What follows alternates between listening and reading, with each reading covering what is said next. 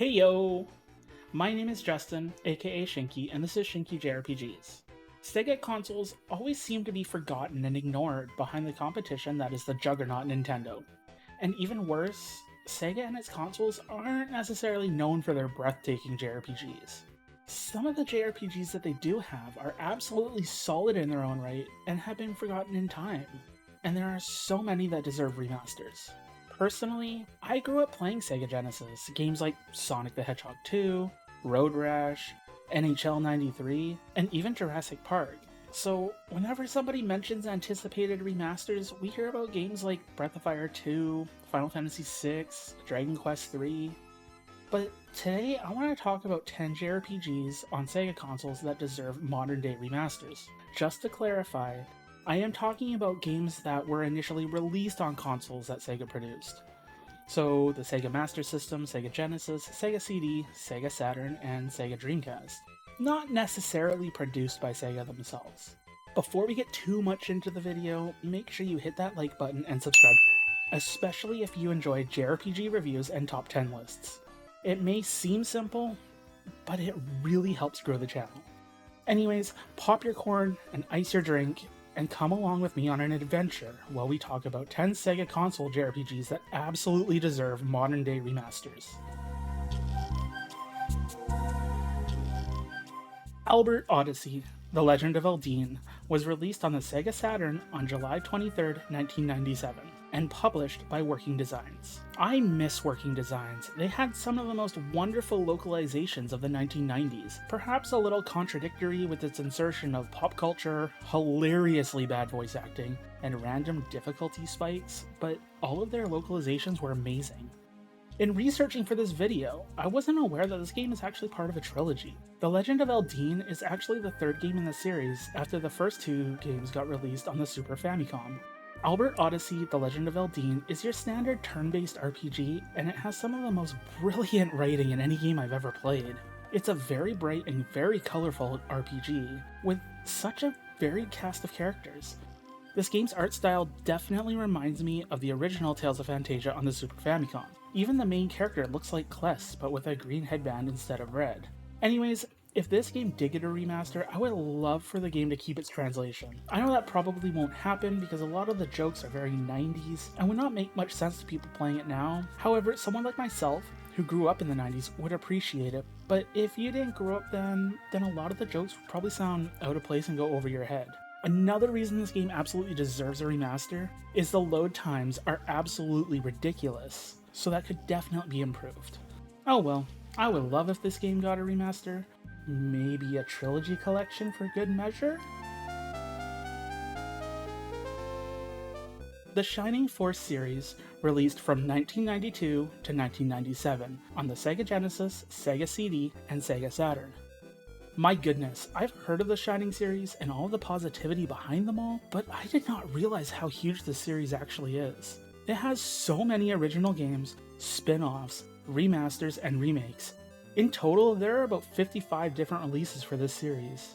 That being said, for this video in this section, I will be focusing on Shining Force 2, Shining Force CD, and Shining Force 3. Shining Force 1 and 2 get re-released as straight ports semi-commonly, every time that Sega decides to do a Sega Genesis collection, but those are just simple ports. I would love for a remaster of all 4 of these games.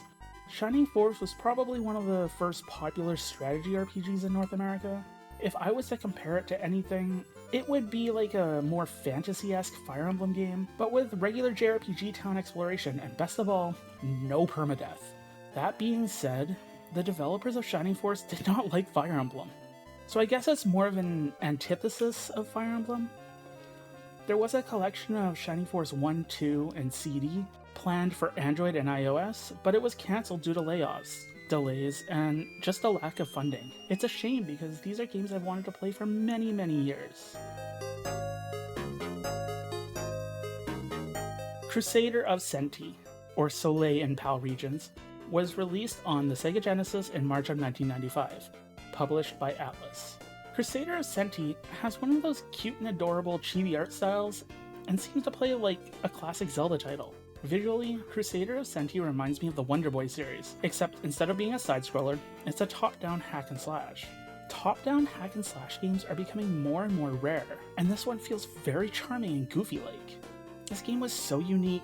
It initially looks like a Zelda clone, but you can recruit up to 16 animals and travel with 2 at any given point. Each of the 16 animals gives different abilities, like a cheetah that can increase your running speed and jump length, or a squirrel that lets you throw your sword across the screen and have it ricochet off walls. This game has really fun mechanics, and unfortunately, because it released so late into the Sega Genesis lifespan, it was forgotten.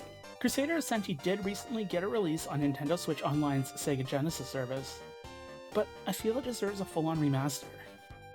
Perhaps with an updated control scheme, especially because this game is expensive, which doesn't make much sense because it doesn't seem as if it's rare.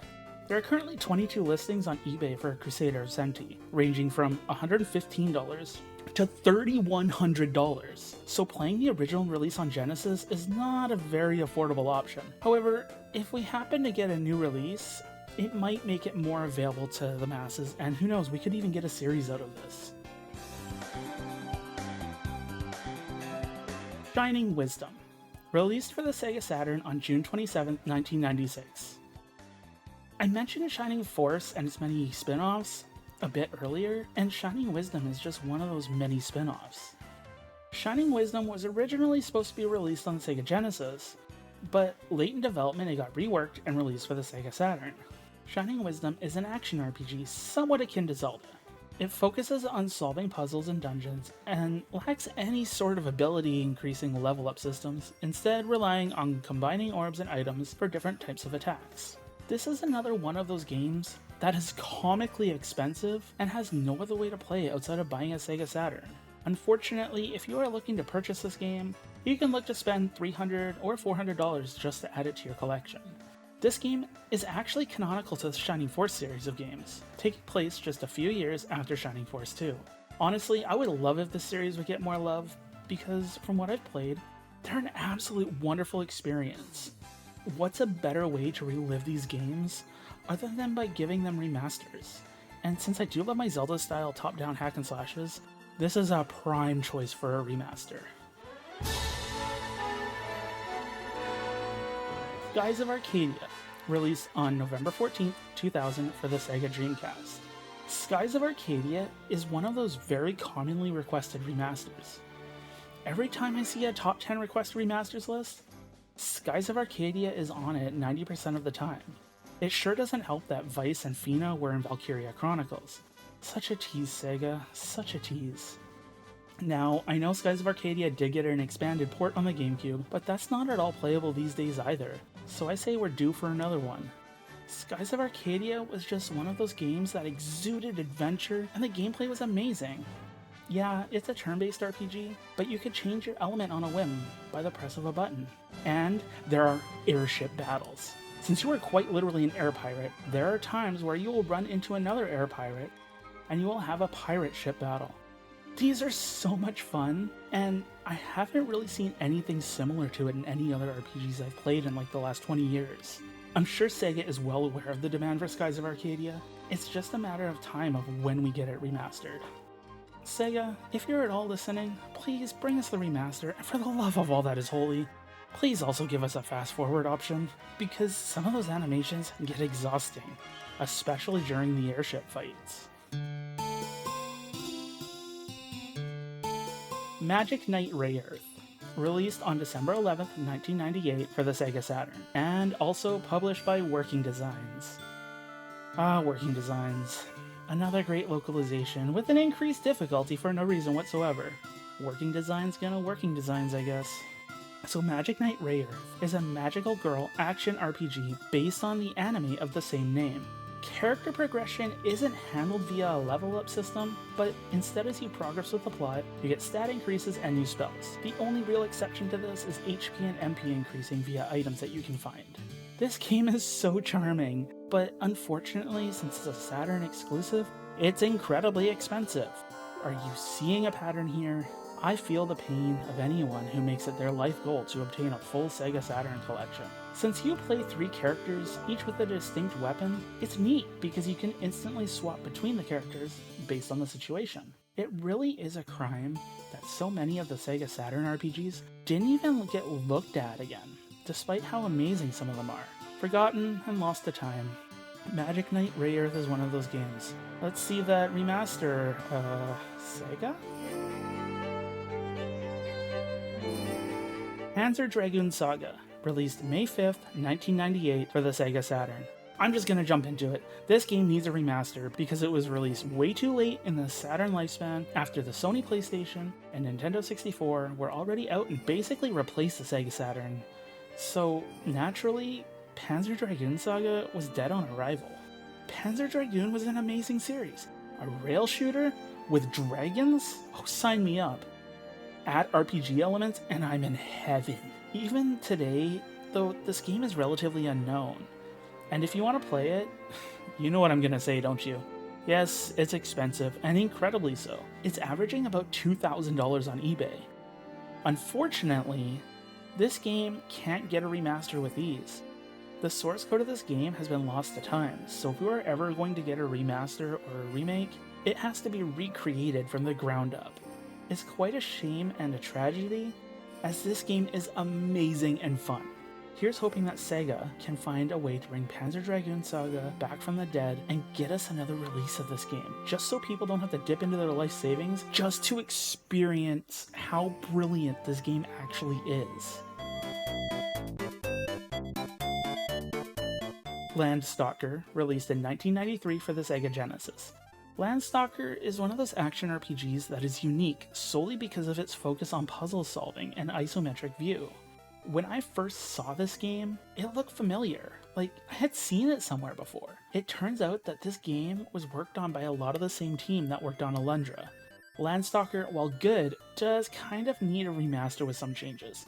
Most of the dungeons are single pathways, and with the way that movement is, it's not uncommon to walk off the edge of a pathway, which can get incredibly frustrating. I'd be all for a remaster. Perhaps pair it with Alundra and Alundra 2. And before you rage about Alundra 2, its humor makes it more than worth it.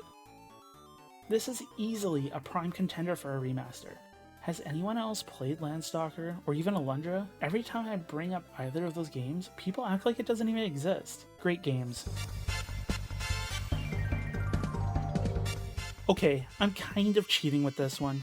Lunar the Silver Star, originally released in December of 1993 for Sega CD, and Lunar 2 Eternal Blue, originally released in September of 1995. Yeah, these games have gotten countless re-releases, but nothing at all recent, unless you want to count the Android release of Silver Star Harmony, but that's kind of pushing it. I'd even settle for a PlayStation Plus Classic release at this point. These games are easily some of the greatest RPGs to ever be released. And to top it all off, they're another Working Designs localization, which means needlessly increased difficulty and crazy insane dialogue that reduces the seriousness of the story. Anyone down for a Dragon Diamond? If you know, you know. I'm sure a lot of this is nostalgia. Lunar titles not only have an amazing story and fun as heck gameplay, but Lunar 2 probably has one of the greatest post-games in any RPG I've ever played, contending with things like Dragon Quest XI. There's a whole extra storyline after you finish the final boss. On top of that, after you finish the post-game, you get to hear voice recording outtakes and bloopers that are pure comedy. We got the HD re-release of Grandia 1 and 2, and now it's Lunar's turn. All my memories of Lunar are flooding back to me. So there we have it. Sega has had some forgettable consoles and many forgettable games, but sometimes, every now and then, we get some absolutely killer games that everyone should get a chance to play. What do you think about my list? Did I miss any Sega console RPGs that should be added? Let me know in the comments below. Congratulations for making it to the end of the video. If you enjoyed this video, like and share the video around, subscribe to the channel, and hit that notification bell so you don't miss any of my future videos. I put out one video a week and do at least one live stream a week, so you always have something to look forward to. Anyways, as always, thanks for popping by and have a wonderful day.